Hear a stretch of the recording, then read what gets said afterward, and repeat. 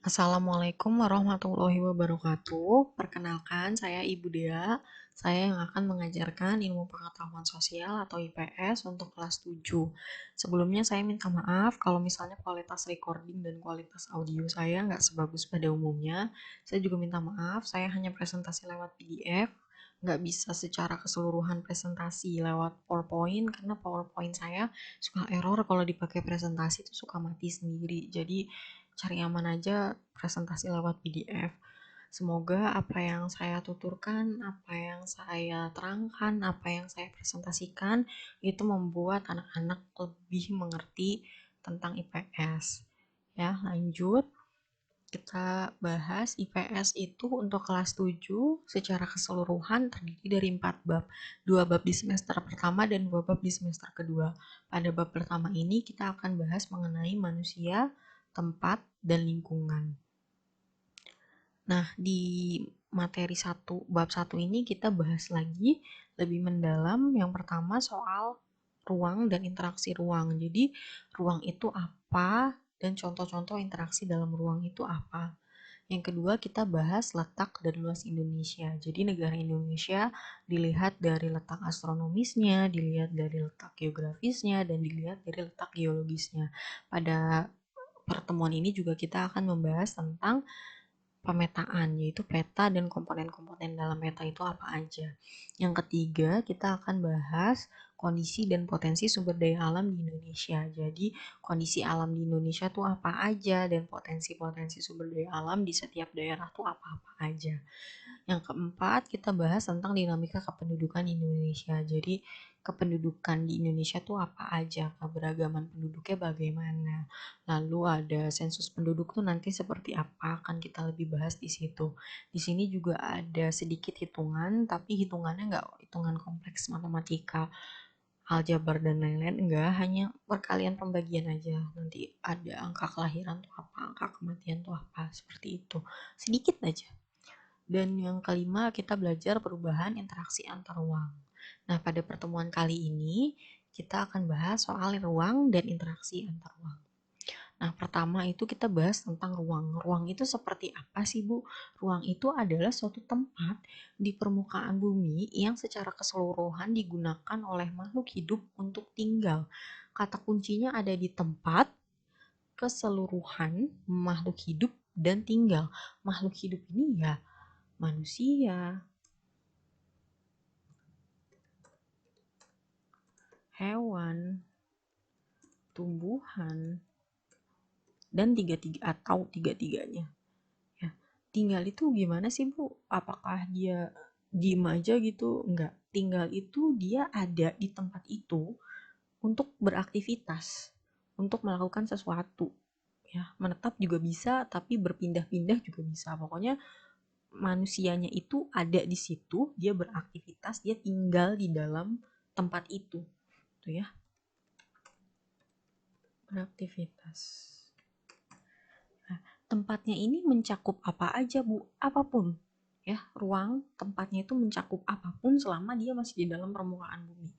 Bisa sebuah rumah, bisa sebuah sekolah, bisa sebuah provinsi, bisa sebuah negara. Pokoknya apapun selama tempat itu ada di permukaan bumi.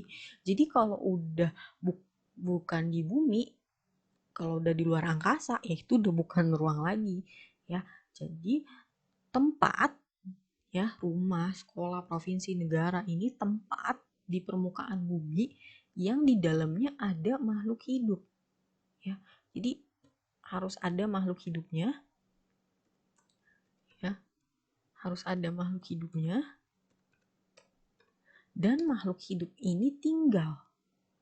Jadi bukan apa ya, bukan diem-diem aja gitu. Pokoknya makhluk hidup ini tinggal di dalamnya melakukan sesuatu ya. Jadi tempat di permukaan bumi yang di dalamnya ada makhluk hidup yang digunakan oleh makhluk hidup untuk tinggal. Dia beraktivitas di dalamnya. Lain kasus kalau misalnya rumah kosong. Nah, kalau kosong ini kan nggak ada makhluk hidup di dalamnya.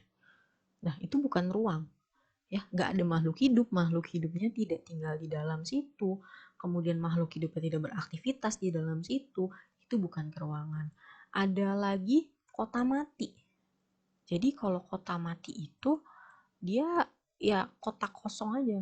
Jadi kalau kalian nonton film-film zombies gitu kan, yang suka ada kota kosong, cuman ada gedung-gedung doang, nggak ada makhluk hidupnya. Nah, itu bukan ruang. Ya, pokoknya dia suatu tempat di dalam permukaan bumi yang di dalamnya ada makhluk hidup, dan makhluk hidup di dalam tempat itu dia tinggal. Dia beraktivitas di dalamnya.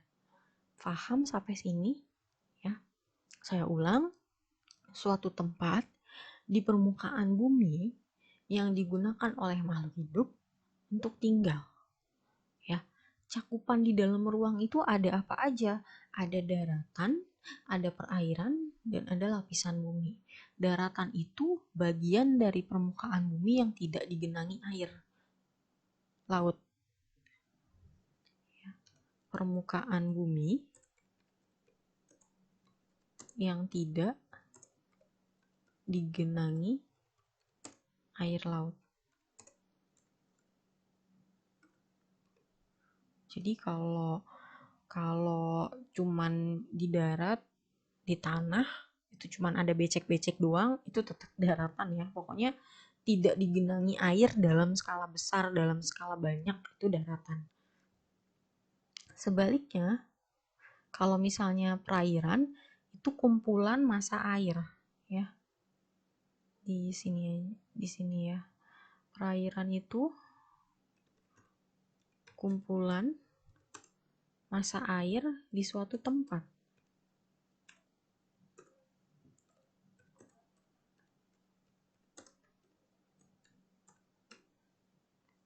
Lalu yang ketiga ada lapisan bumi. Lapisan bumi ya nama lainnya adalah biosfer. Biosfer, dan tentu saja lapisan bumi ya lapisan pembentuk bumi. Lapisan yang membentuk bumi. Sebenarnya lapisan bumi ini nanti akan dibahas lebih detail pada waktu kalian SMA kelas 10. Ya, jadi di dalam lapisan itu apa aja, di dalam setiap lapisannya ada apa-apa aja, nanti dibahas lebih detail lagi. Nah, di sini yang penting kalian tahu nama-namanya aja, ya. Jadi nanti mendetailnya waktu SMA kelas 10.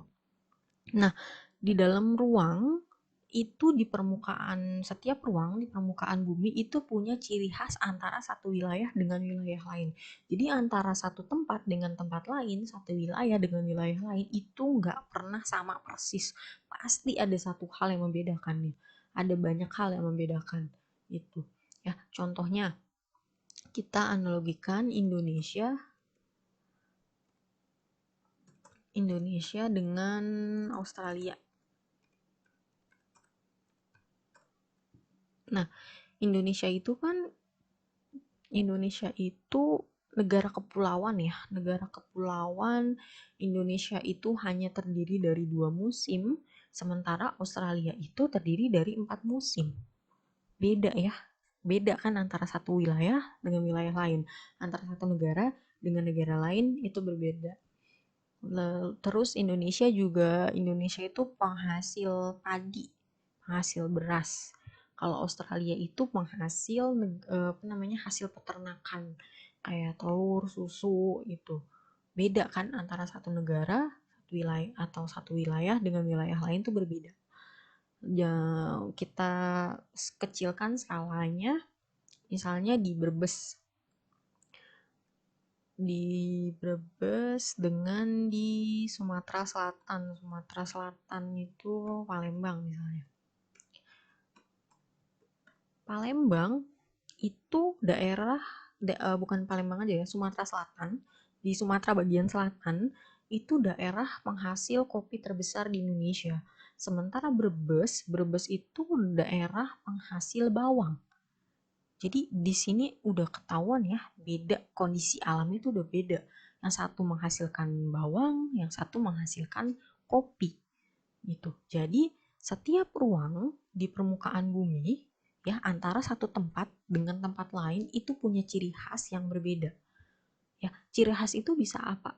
Ciri khas itu apa aja, Bu? Ciri khas itu macam-macam. Ciri khas itu bisa berupa bentang alam, bisa berupa hasil alamnya, atau bisa juga dilihat dari keberagaman penduduknya. Kayak di Indonesia itu kan banyak suku-suku kan. Kalau di Australia ada suku aborigin. Jadi macam-macam. Pokoknya ada satu ciri yang membedakan antara satu tempat dengan tempat lain. Ada satu ciri yang bikin kita tuh, oh Indonesia tuh ini, oh Australia tuh ini. Jadi ada satu tanda lah gitu ya. Suatu tandanya itu bisa bentang alam, bisa hasil alam, bisa keberagaman penduduk dan lain-lain. Ya, itu jadi ingat ya, pokoknya setiap tempat, setiap ruang itu punya ciri khas yang berbeda antara satu wilayah dengan wilayah lain. Mungkin ada yang sama tapi cuma satu dua sesuatu, nggak yang benar-benar sama persis tuh nggak ada ya. Lalu yang keempat kita bahas tentang interaksi antar ruang. Nah, ciri khas yang berbeda di antara tempat satu dengan tempat lain, ciri khas yang berbeda antara wilayah satu dan wilayah lain itu menciptakan interaksi. Ya, menciptakan interaksi berupa mobilitas penduduk. Mobilitas itu pergerakan barang, ya. Mobilitas itu pergerakan barang. Lalu transportasi itu mobilitas penduduk itu pergerakan orang, pergerakan penduduk. Ya, mobilitas itu artinya pergerakan, mobilitas penduduk berarti pergerakan penduduk. Kalau transportasi itu pergerakan barang, dan komunikasi itu berupa pertukaran informasi atau gagasan.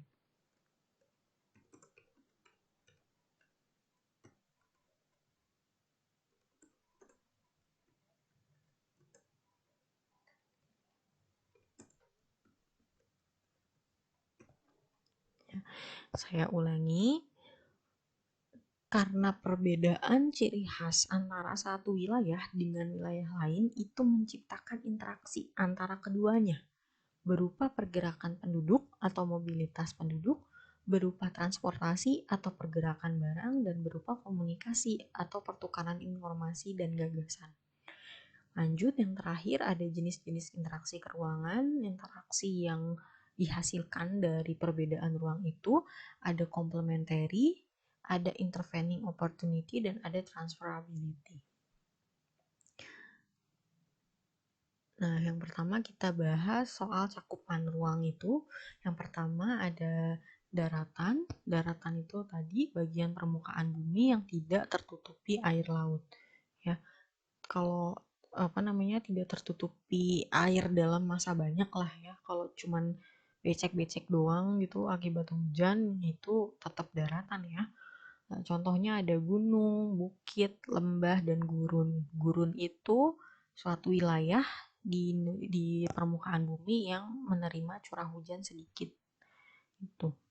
Jadi daerah yang kalau kalian lihat di film-film gitu, dataran luas, daerah luas, dia yang banyak pasirnya gitu, itu gurun. Tapi gurun itu dia jarang dikenai air hujan gitu ya, yang jarang mendapat yang curah hujannya sedikit.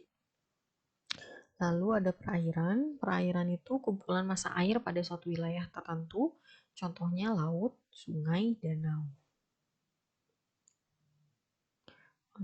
Saya catat dulu.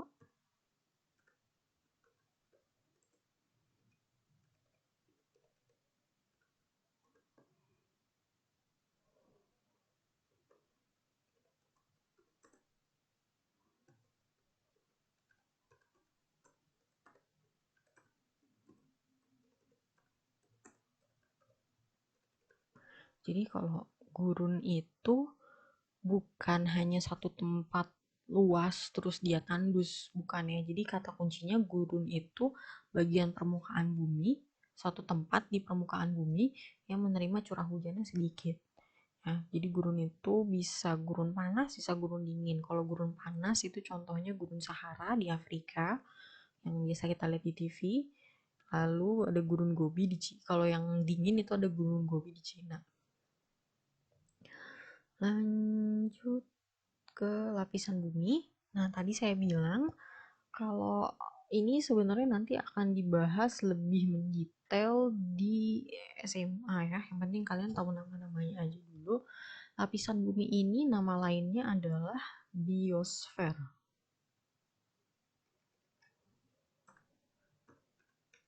Biosfer. Dari kata bio, bumi, apa namanya? Dan sfer. Lalu ada lapisan bumi itu terbagi menjadi 3, atmosfer, hidrosfer, dan litosfer. Atmosfer itu lapisan udara, atmo itu artinya udara,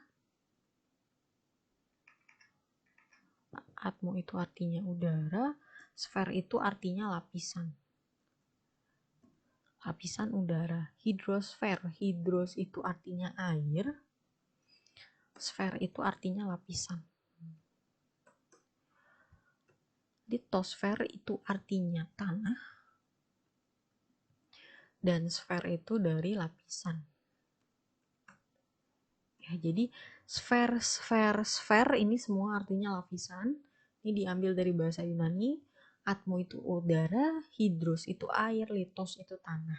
Atmosfer lapisan udara, atmo udara, sfer lapisan, hidrosfer lapisan air, hidronya air, sfernya lapisan, litosfer, litos itu artinya tanah, sfer itu artinya lapisan.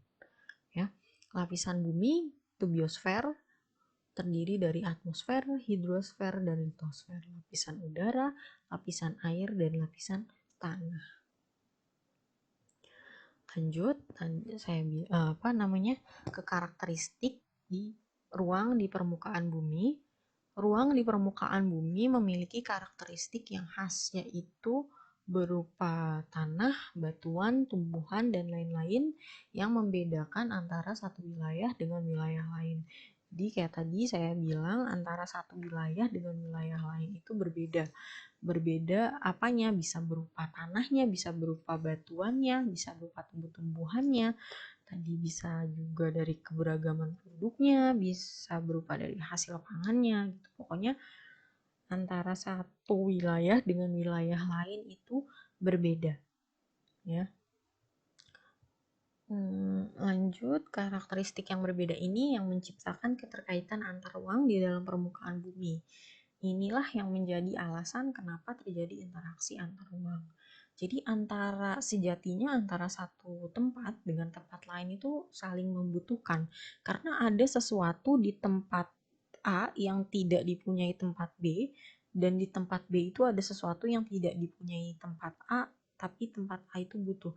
Jadi contohnya tadi saya bilang, kita ambil contoh Brebes dengan Palembang. Ya, Brebes itu kan penghasil bawang. Palembang itu penghasil kopi. Brebes butuh kopi dari Palembang, Palembang butuh bawang dari Brebes. Nah, ini akibatnya terjadilah interaksi antar ruang. Itu. Ya, jadi ya itu karena perbedaan wilayah ini, karena di Brebes itu wilayahnya subur untuk menghasilkan bawang, di Palembang itu wilayahnya bagus untuk menghasilkan kopi, di Brebes kopi di Brebes itu nggak sebagus kopi di Palembang, dan bawang di Palembang juga nggak sebagus bawang di Brebes. Jadi karena keterkaitan dan kebutuhan yang berbeda antara satu wilayah dan wilayah lain ini, terciptalah interaksi antar ruang. Gitu. Jenisnya, contoh interaksinya ada komunikasi, mobilitas penduduk, dan transportasi. Komunikasi itu perpindahan gagasan atau informasi. Lalu mobilitas penduduk itu pergerakan orang, transportasi itu pergerakan barang atau energi. Nah, ini jenis-jenis interaksi keuangan. Yang pertama, saling melengkapi atau komplementari. Komplementari itu terjadi kalau ada wilayah yang berbeda komoditas yang dihasilkannya. Kayak ya kita balik lagi kayak Brebes dan Palembang. Brebes itu kayak tadi ya, wilayah ini nih contohnya, wilayah A itu surplus sayuran, wilayah B itu surplus ikan. Wilayah A butuh ikan dari wilayah B, wilayah B butuh sayuran dari wilayah A. Terciptalah hubungan keterkaitan antara satu wilayah, di situ komplementari. Yang kedua, ada kesempatan antara atau intervening opportunity. Lokasi yang menawarkan alternatif lebih baik sebagai tempat asal maupun tempat tujuan. Contoh, wilayah A itu surplus sayuran, tapi dia minus ikan. Jadi di Tangerang nih, Tangerang itu kita sayurannya melimpah, tapi kita kekurangan ikan. Tapi di wilayah di Bandung, dia surplus ikan, kekurangan sayuran. Nah, butuh ini dong, apa namanya? Kita yang di Tangerang butuh ikan dari Bandung dong, dan dari Bandung butuh sayuran dari Tangerang dong, tuh kan?